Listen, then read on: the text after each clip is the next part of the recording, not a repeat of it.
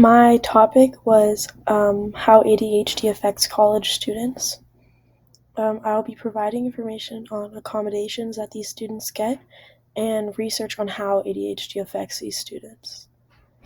A basic overview of what ADHD is attention deficit hyperactivity disorder.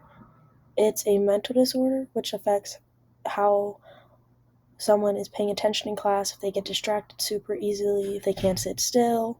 And then another huge part about ADHD that people often overlook is the ability to control themselves. So, like, a bunch of emotional outbursts could be results of ADHD because you just feel so frustrated not being able to complete a task.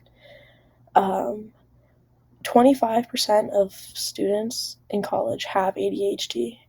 Now, these are just diagnosed reports, so anyone who is self-diagnosed is not included in this. This number is probably higher, but it's already pretty high with the 25%.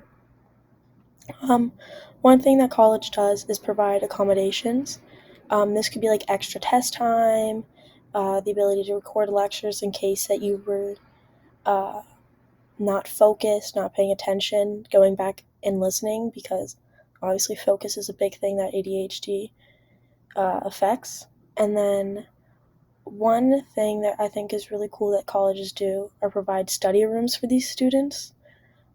They can take their tests here, so there's less distractions in a normal classroom. This helps test grades improve with students with ADHD because there's less distractions. So that's, I think, one of the coolest things that colleges do for students with ADHD. In college, 26% of students have taken ADHD meds in the past 6 months. 36 have done it in the past year, and 62 have done it sometime in their lifetime. Those numbers are relevant because being on medication is also linked to higher binge drinking and drug use. We talked about binge drinking in class, and that number was already pretty high for college students to try and binge drink. So now adding like the variable of medication making it higher, those numbers just keep skyrocketing up, which I think is pretty crazy. Plus, when you're on medication, alcohol obviously does not mix very well, and students who are on ADHD medicine black out a lot higher than students who are not medicated. Um, Adjustments to college. Students with ADHD have been found in multiple studies by the National Institute of Health have lower GPAs than non-ADHD students. Plus, those who are medicated for ADHD have a lower GPA than students who have ADHD and are not medicated. But outside of academics, ADHD affects more than just schoolwork.